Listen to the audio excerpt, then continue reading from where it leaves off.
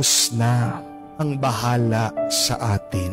At sabihin natin yan araw-araw sa ating sarili pag tayo ay nagdadasal para mataboy, para mawala, para maalis ang ating mga pag-aalala. Diyos na ang bahala.